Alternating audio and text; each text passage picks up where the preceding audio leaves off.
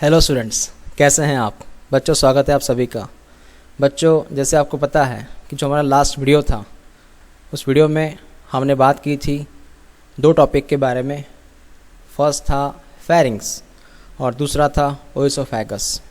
Got it बच्चों। अभी आज जो हम बात करेंगे वो करेंगे हमारे नेक्स्ट टॉपिक के बारे में। उसका नाम है stomach. Exactly. So we have to start the topic, call it stomach. वैसे आपको स्टमक के बारे में इंफॉर्मेशन आपने स्कूल में पढ़ी होगी। ओके, देखते हैं स्टमक के बारे में क्या क्या हम बात कर सकते हैं। तो सबसे पहले मैं आपके सामने ये एनसीईआरटी की लाइंस जो है ये आपके सामने है। पहले इनकी बात कर लेते हैं क्या क्या कहा एनसीईआरटी ने। तो ठीक है, ओके। तो फर्स्ट लाइन में क्या कहा उन्होंने? A muscular sphincter regulate the opening of oesophagus into the stomach। पहले मैं आपको ये समझाऊं ये उन्होंने क्या कहा।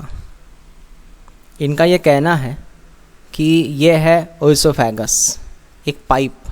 हमने कल ही बात की थी इनके बारे में, है ना। तो बच्चों ये है ओएसोफेगस और ये ओएसोफेगस अभी ओपन हो रहा है स्टमक में। तो हम स्टमक भी ड्रॉ कर लेते हैं। यहाँ रेड कलर में मैं स्टमक ड्रॉ कर रहा हूँ।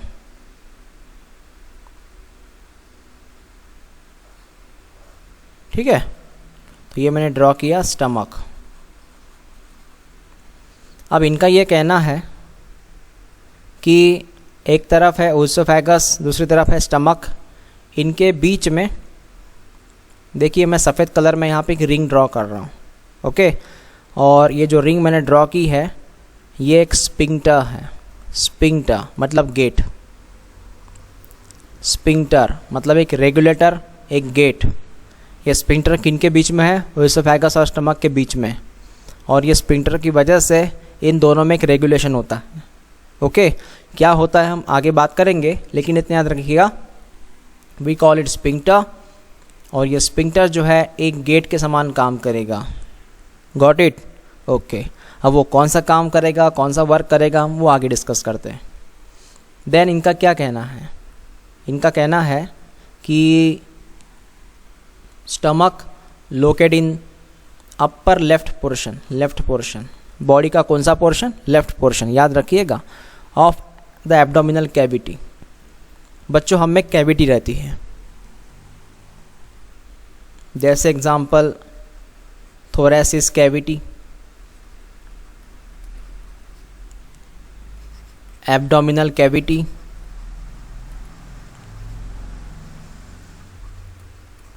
है ना।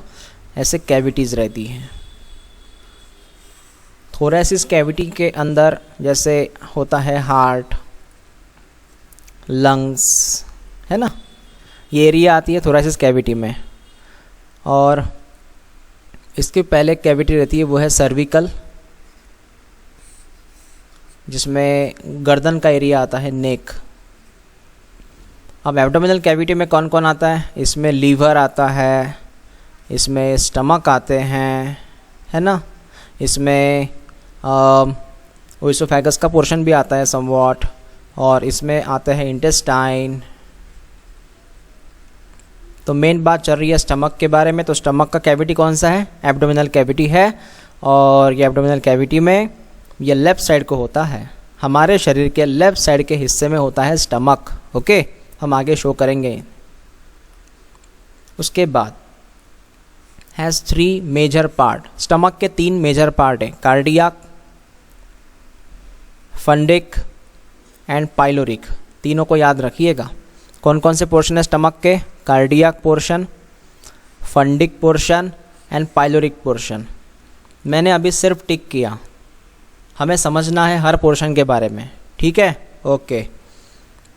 तो अब बात करते हैं हम, हमारी बात करते हैं, एक्स्ट्रा वाली बात करते हैं।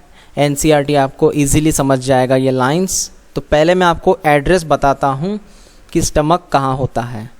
तो एड्रेस इस तरह है कि बच्चों यहाँ पे जैसे मैंने कहा कि ये वाला जो एरिया है यहाँ से यहाँ तक इसे कहते हैं थोरैसिस कैविटी।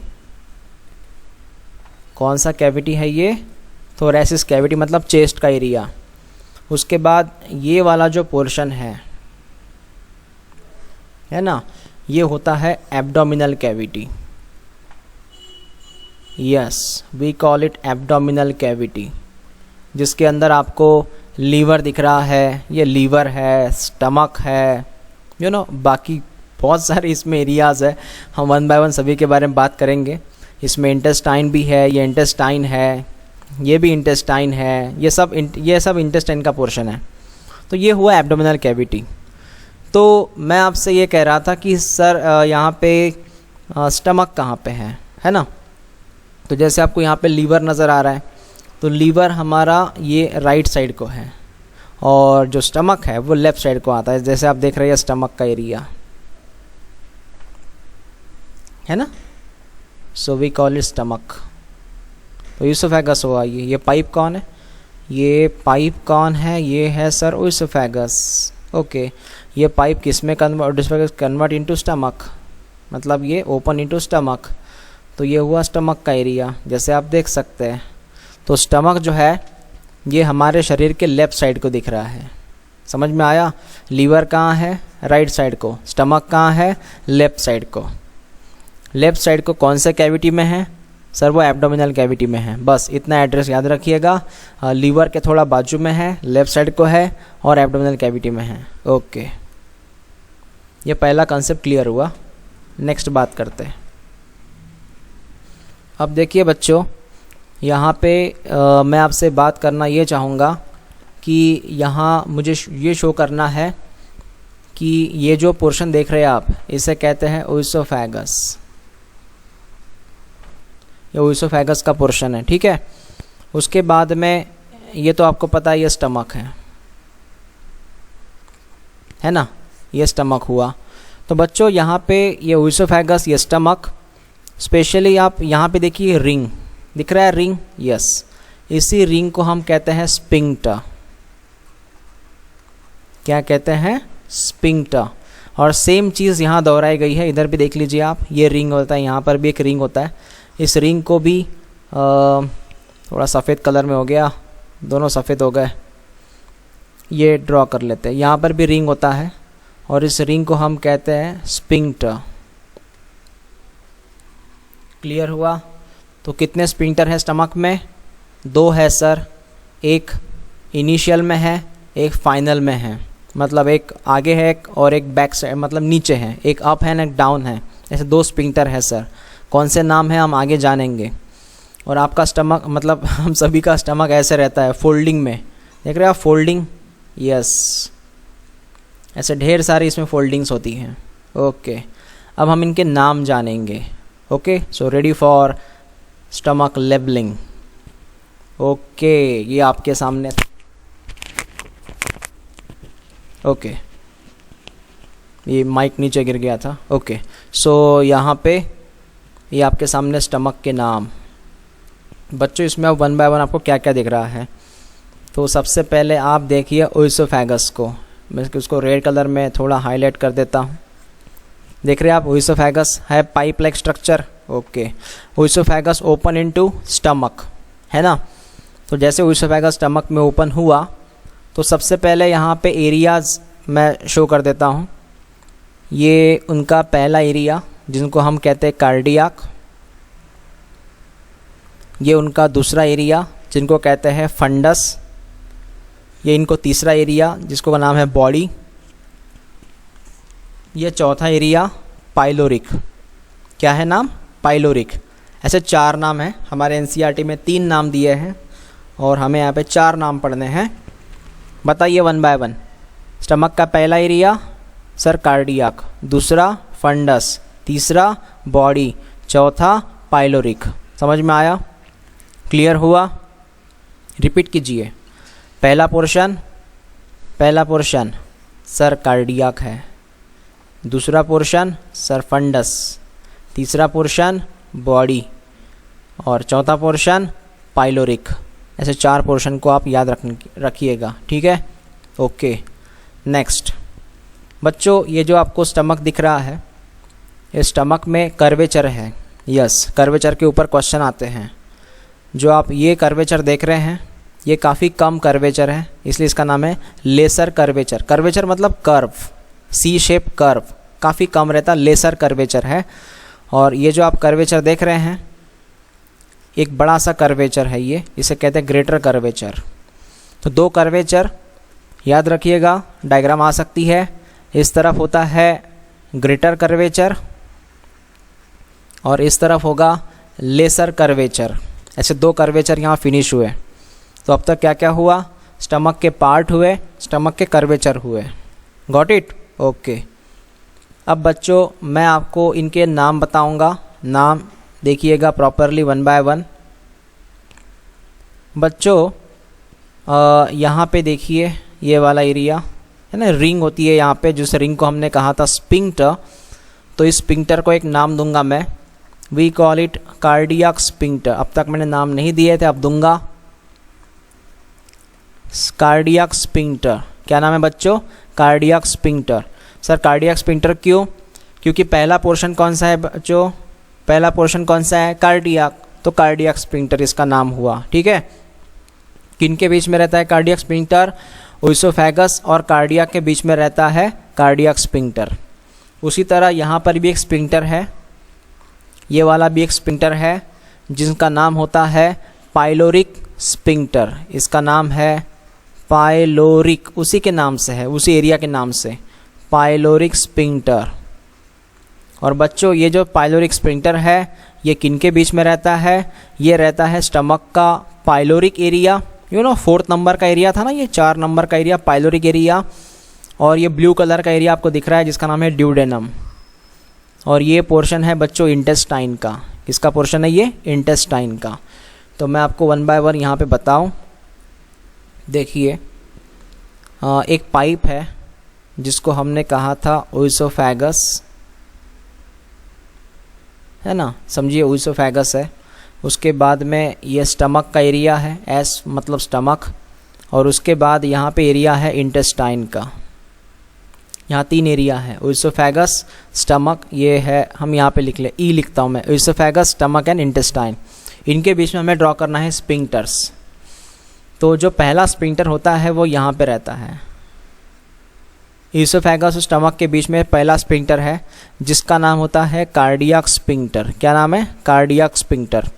दूसरा स्पिंक्टर यहाँ पे रहता है, और जो स्पिंक्टर है स्टमक और इंटेस्टाइन के बीच में, स्टमक और इंटेस्टाइन के बीच में, जिसका नाम है पाइलोरिक स्पिंक्टर। समझ में आया आपको ये स्पिंक्टर के बारे में? यस। इसके रोल मैं आपको समझाऊंगा, पहले आप सिर्फ इनके नाम जान लीजिएगा। क्लियर? ये कलर समझ में आ गया आपको? ओके। अब ये था नेक्स्ट डायग्राम है, 4 नंबर की डायग्राम है स्टमक के बारे में, जिसमें आप क्या क्या देख सकते हैं हमें देखिए। आपको ओइसोफेगस पता है क्या है? ये वाला पाइप, इसको हमने ओइसोफेगस बोला। उसके बाद में ये वाला जो एरिया है जिसको हमने कहा था कार्डियक, पहला एरिया है ना, yes, is called as cardiac. हमने इस स्टमक को कट किया है, स्टमक का क्रॉस सेक्शन लिया है, ये स्टमक का क्रॉस सेक्शन है। और अब हम इसकी पढ़ाई कर रहे हैं। तो ये है स्टमक का कार्डियक वाला एरिया। उसके बाद में ये स्टमक का आपको पता है फंडस वाला एरिया, देख सकते हैं आप, ये फंडस वाला एरिया है स्टमक का। इतना बड़ा पोर्शन जो है वो फंडस का एरिया है ना। फंडस में ही एक और एक पोर्शन है बॉडी करके, ये वाला पोर्शन हम बॉडी लिख सकते हैं फंडस में ही। फंडस लगभग यहाँ तक होगा, ये फंडस का एरिया होगा ना, ये फंडस का एरिया है। उसी में एक पोर्शन आता है बॉडी करके। ओके, बॉडी के बाद ये वाला पोर्शन है पाइलोरिक, समझ में आ रहा है? ये है पोर्शन पाइलोरिक। ठीक है, ये पाइलोरिक एरियाज समझ में आया? ओके, चलो ये बात समझ में। पाइलोरिक में 2 पोर्शन आते हैं, एक होता है पाइलोरिक कैनल जो इन्होंने ये सिम्बॉलाइज किया है, और एक पाइलोरिक एंट्रम, मतलब यहाँ से लेके यहाँ तक। इतना आपको डिटेल में जाने की ज़रूरत नहीं है, आप पाइलोरिक को याद रखिएगा।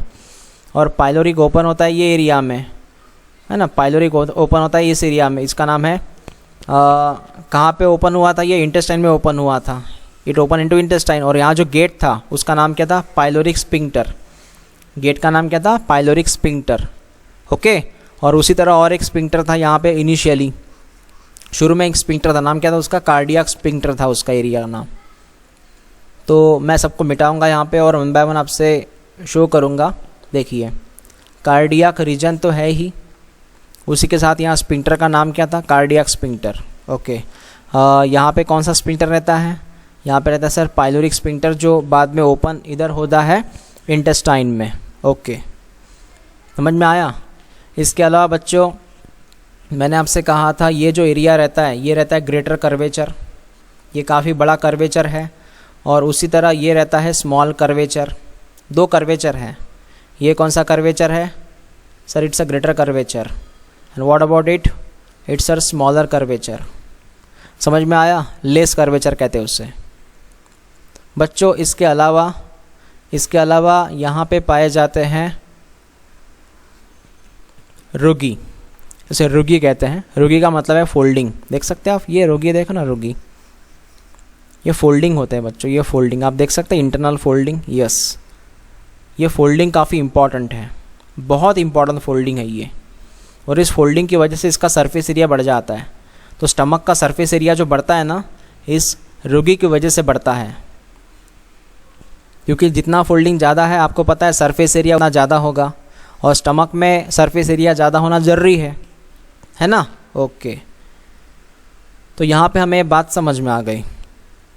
अब हम वापस बात करेंगे और वन बाय वन बात करेंगे इन पोर्शन की। देखिए अभी जैसे आपकी एक एम्प्टी डायग्राम है आपके सामने, ये स्टमक की डायग्राम एम्प्टी डायग्राम है, इसके बारे में मैं क्या क्या कह सकता हूँ समझिएगा। सर स्टमक कौन से शेप का है, तो ये बच्चे होता है जे शेप, याद रखिएगा। कौन सा शेप है स्टमक का, जे शेप रहता है स्टमक का, है ना। स्टमक किन के बीच में रहता है, हाँ, in between oesophagus and intestine, इनके बीच में पाया जाता है स्टमक। ओइसोफेगस इंटेस्टाइन के बीच में होता है स्टमक। ये बात क्लियर हो गई। ओके, स्टमक के दो बॉर्डर्स रहते हैं, two border, greater and lesser curvature. समझ में आया ना, दो बॉर्डर कौन कौन से, इनका ये कौन सा कर्वेचर था, ये था सर ग्रेटर कर्वेचर।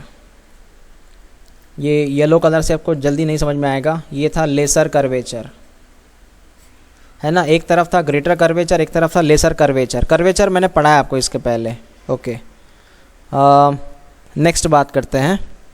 आपको पता है इसके 4 पार्ट हैं, कौन कौन से 4 पार्ट है आपको पता है, कौन कौन से 4 पार्ट हैं।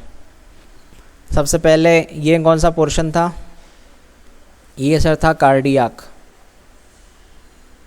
ओके, तो कार्डियक के बारे में कुछ इन्फॉर्मेशन मैं आपको दे रहा हूँ। देखिए कार्डियक ऐसा रीजन है उसमें ओइसोफेगस ओपन होता है। ये जो ऊपर से कौन आया है, ओइसोफेगस। तो आपसे पहला क्वेश्चन है, ओइसोफेगस स्टमक में ओपन होता है कौन से एरिया में, ओइसोफेगस, ये कौन है, ओइसोफेगस है। ओइसोफेगस स्टमक में ओपन हुआ है कौन सा एरिया में, तो वो है कार्डियक वाले एरिया में। क्लियर हुआ। ओके, उसके बाद में इनके अलावा ये जो एरिया है, ये वाला एरिया, इसे हम कहेंगे फंडस। क्या कहते हैं, एफ, मतलब फंडस वाला एरिया है ये। क्या काम है फंडस का, फंडस ये कार्डियक के एग्जैक्टली बाजू में वाले एरिया में रहता है ये फंडस। ठीक है। ओके, उसके बाद में यहाँ से लेके तो यहाँ तक का ये होता है बॉडी का एरिया। यस, ये कौन सा एरिया है, it's a area of body, it's a main central region, ये सेंट्रल रीजन है। और जो लास्ट पोर्शन बचा हुआ है, ये लास्ट पोर्शन, इसे हम कहते हैं पी। पी का मतलब क्या है, पी वाई बोलते हैं। पी वाई का मतलब क्या है बच्चों, पाइलोरिक एरिया, पाइलोरस एरिया। समझ में आया। ओके, ठीक है ना। ओके, इसके अलावा बच्चों सब मिटा देते हैं पहले। यहाँ पे स्पिंक्टर्स रहते हैं। ये कौन सा स्पिंक्टर है बताइए, सर ये है कार्डियक स्पिंक्टर, कार्डियक स्पिंक्टर। और ये कौन सा स्पिंक्टर बताइए, सर ये है पाइलोरिक स्पिंक्टर, है ना। ओके, और पाइलोरिक स्पिंक्टर किन के बीच में है, हाँ, ये इंटेस्टाइन है और ये स्टमक है। दूसरी भाषा में इंटेस्टाइन का ये वाला कौन सा एरिया है, ये इंटेस्टाइन का कौन सा एरिया है? ये है duodenum. Duodenum, it's a part of duodenum, it's a part of intestine. और ये है पाइलोरिक। आपसे एड्रेस पूछेंगे, पाइलोरिक स्फिंक्टर किसके बीच में है? पाइलोरिक स्फिंक्टर है ड्यूडेनम के बीच में और पाइलोरिक के बीच में। ड्यूडेनम किसका पार्ट है? इंटेस्टाइन का। और पाइलोरिक किसका पार्ट है? स्टमक का। वैसे ही कार्डियक स्फिंक्टर किसके बीच में है? ओइसोफेगस के बीच में और कार्डियक के बीच में है। कार्डियक और ओइसोफेगस के बीच में कार्डियक स्फिंक्टर। समझ में आया आपको? ओके। तो सर एक बात नहीं समझ में आ गई, स्फिंक्टर क्यों रहते हैं? What is the main purpose here for the sphincter? हाँ बच्चों, आप ये समझिएगा स्फिंक्टर क्यों रहते हैं। जैसे कि यहाँ पे स्फिंक्टर है, स्फिंक्टर के रहने से वहाँ पे जो फूड, ये फूड जो है जो स्टमक में आया, जो फूड स्टमक में आया, ये फूड वापस नहीं जा सकता। समझ में आपको मैंने क्या कहा? मैं डायग्राम को अलग ढंग से ड्रॉ करना चाहूँगा। देखिए इधर मैं डायग्राम ड्रॉ कर रहा हूँ। अब मान लीजिए ओइसोफेगस है ना, और ये स्टमक थोड़ा अलग से मैं ड्रॉ कर रहा हूँ। ये स्टमक है, ओके। और इसके नीचे हम ड्रॉ कर रहे हैं इंटेस्टाइन। तो किसी भी इसका स्फिंक्टर काम होता है रेगुलेशन। बच्चों समझिएगा अभी। तो ओइसोफेगस में है एफ मतलब फूड। जो फूड एक बार स्टमक में आया, फूड स्टमक में आया, वो फूड वापस नहीं जाना चाहिए, वापस नहीं जाना चाहिए ओइसोफेगस में। वो रोकने के लिए वहाँ पे स्फिंक्टर लगे रहते हैं। तो उसका काम है रेगुलेशन। ओइसोफेगस से स्टमक में जो खाना जा रहा है उसको रेगुलेट करना, वो काम कर रहा है स्फिंक्टर। और सर जब हमें वोमिटिंग आती है तब, वोमिट जब होती है, वोमिट तब क्या होता है? हाँ, तब ये स्फिंक्टर खुल जाते हैं, तब ये स्फिंक्टर खुल जाते हैं और स्टमक का खाना जो है ओइसोफेगस में आता है फिर वोमिटिंग वाले केस में। समझ में आया आपको? ओके। वैसे ही यहाँ एक स्फिंक्टर है जिसका नाम था पाइलोरिक स्फिंक्टर। उसका भी सेम काम है कि स्टमक में जो फूड है वो इंटेस्टाइन में जाए और इंटेस्टाइन का फूड वापस स्टमक में ना आए, है ना। एक बार फूड इंटेस्टाइन में गया तो वापस स्टमक में नहीं आना चाहिए, इसलिए ये स्फिंक्टर लगाए जाते हैं। समझ में आया? स्फिंक्टर का मतलब क्या है यहाँ पे? तो रेगुलेशन। ओके। तो इस डायग्राम में देखिए, ये डायग्राम में ये कौन सा स्फिंक्टर था? कार्डियक। क्या काम है इसका? स्टमक का फूड ओइसोफेगस में नहीं जाना चाहिए वापस से, इसलिए होता है। और ये कौन सा स्फिंक्टर था? ये था सर पाइलोरिक, जिससे जो फूड हमारे स्टमक में है एक बार इंटेस्टाइन में गया तो वापस नहीं आना चाहिए स्टमक में। इंटेस्टाइन से वापस फूड स्टमक में नहीं आना चाहिए, इसलिए वो पाइलोरिक स्फिंक्टर होता है। ओके, चलो आपको समझ में आया इतना, ठीक है। स्टमक के कौन कौन से काम हैं सर? स्टमक में कौन कौन से फंक्शन आते हैं? स्टमक में फंक्शन तो बहुत सारे आते हैं। इसका पहला फंक्शन है डाइजेशन करवाना, है ना। उसके बाद फूड को रिज़र्व करके रखना। कुछ देर के लिए फूड यहाँ पे रिज़र्व रहता है ना। ऐसे दो इसके फंक्शंस रहते हैं। और डाइजेशन में अलग अलग डाइजेशन आता है, जैसे कोई मैकेनिकल डाइजेशन हो। मैकेनिकल डाइजेशन, मैकेनिकल का मतलब है स्टमक जो होता है खाने को, और दांत तो नहीं रहते स्टमक के अंदर, जैसे माउथ के अंदर दांत थे वो चबाते थे खाने को, वैसे ही ये स्टमक जो है, ये स्टमक फूड को चबाएगा, उसको चर्निंग कहते हैं। चर्निंग, चर्निंग, CHURNING, चर्निंग मतलब चबाते रहना ऐसे। उसके ऊपर फोर्स अप्लाई करना, है ना, उसके ऊपर फोर्स अप्लाई करना और उसको और थीन करना, उसके और टुकड़े करना, जैसे मैकेनिकल डाइजेशन कहते हैं। और होता है केमिकल डाइजेशन। केमिकल मतलब वही एंजाइम वगैरह जो हम पढ़ेंगे आगे चल के, है ना, कि स्टमक के अंदर कैसे with the help of HCl, ये केमिकल हुआ। ठीक है, समझ में आया आपको? ओके। तो यहाँ पे हमारे जो 1 by 1 पोर्शन है वो कंप्लीट हो चुके हैं। ये आप डायग्राम अच्छे से करके रखिएगा। IMP है ना, आपको रीजन पता चल जाएगी कौन कौन से कहाँ पे है। तो और इसके बाद में ये तो आपको पता ही है और स्पेशली आपको ये रिव्यू पता होगा, फोल्डिंग वाले एरिया पता होगा, और उसी की एरिया से यहाँ पे कुछ डाइजेस्टिव जूस बनेंगे। यस, वहाँ पे जूस वगैरह बनेंगे, डाइजेस्टिव जूस, वो हम आगे बात करते हैं। ठीक है बच्चों, चमक समझ में आया आपको, क्लियरली समझ में आएगा। जो भी डाउट है हम डाउट क्लियर करेंगे ड्यूरिंग जूम मीटिंग। ठीक है, ओके। तो मिलते हैं नेक्स्ट वीडियो में नेक्स्ट टॉपिक के साथ।